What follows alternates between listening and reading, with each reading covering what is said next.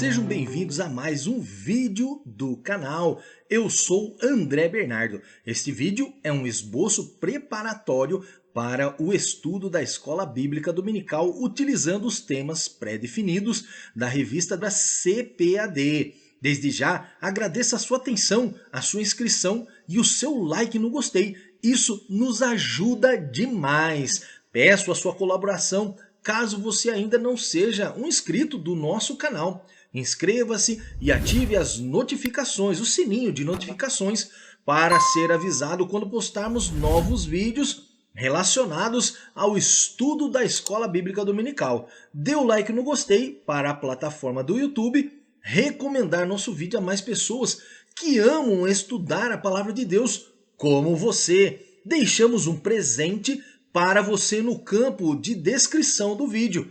Um link para você baixar inteiramente de graça o esboço do plano de aula, facilitando o seu trabalho na hora de montar o seu esboço. Então não vá perder, hein? Não perca essa oportunidade. Agora pegue a sua Bíblia favorita, a sua revista, a sua caneta preferida e o seu bloquinho de anotações e vamos estudar.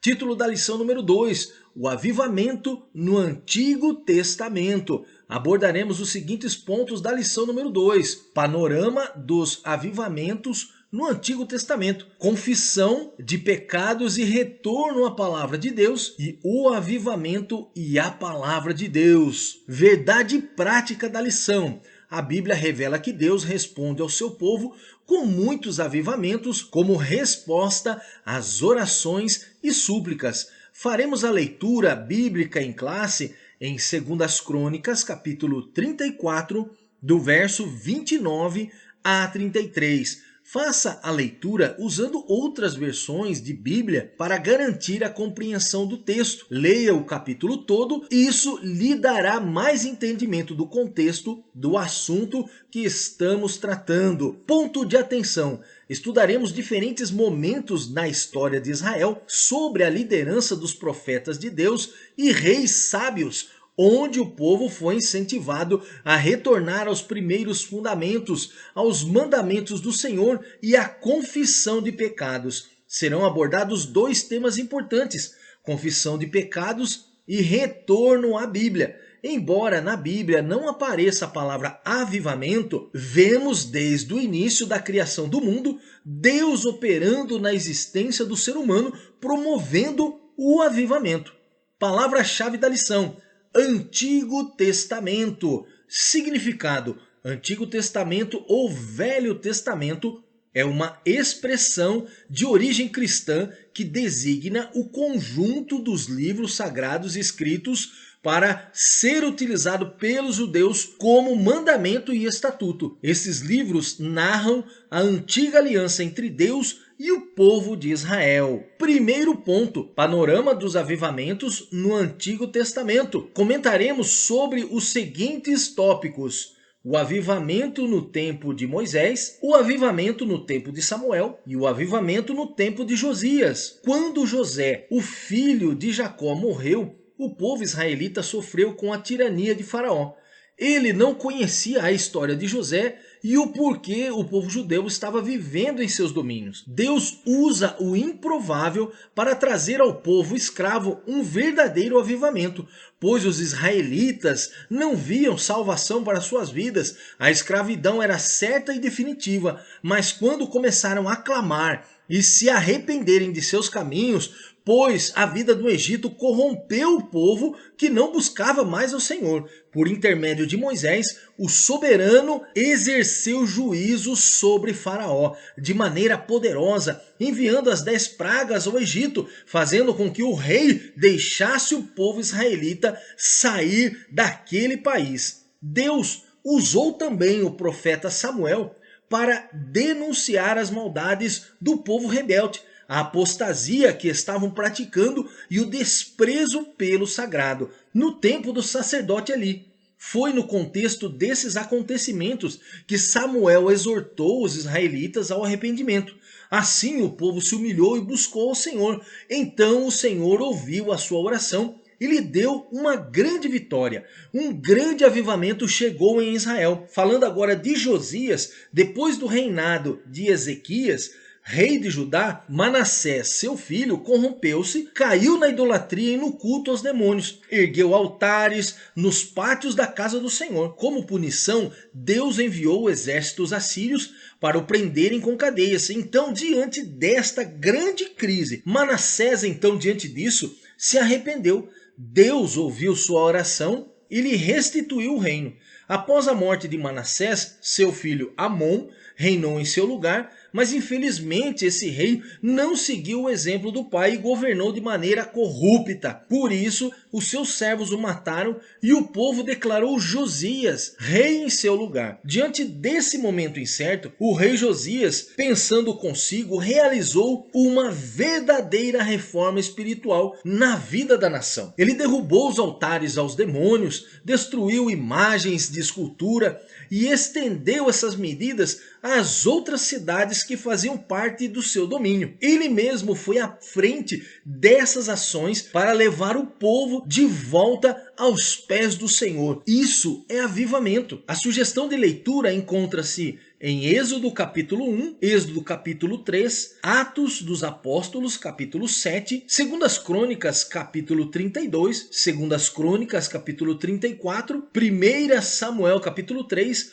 1 Samuel capítulo 4 e 1 Samuel capítulo 7. Vejamos agora o segundo ponto: confissão de pecados e retorno à palavra de Deus. Comentaremos sobre os tópicos da revista que diz: o chamado de Neemias, a confissão de pecados, avivamento pelo ensino.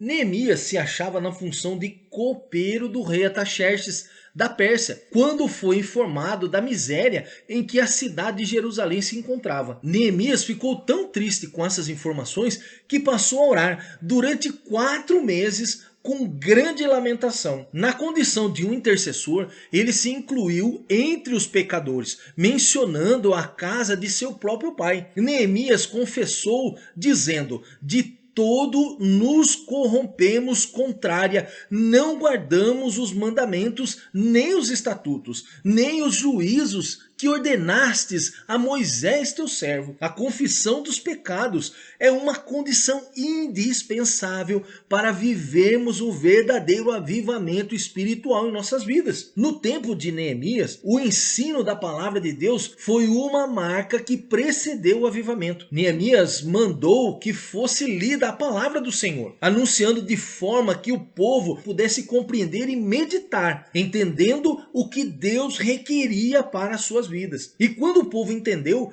o resultado veio, sendo derramado um poderoso avivamento sobre o povo. Houve quebrantamento, muita alegria e muita festa. A sugestão de leitura encontra-se em Neemias capítulo 1, versículo 3, Neemias capítulo 1, versículo 4 e Neemias capítulo 8, de 1 a 12.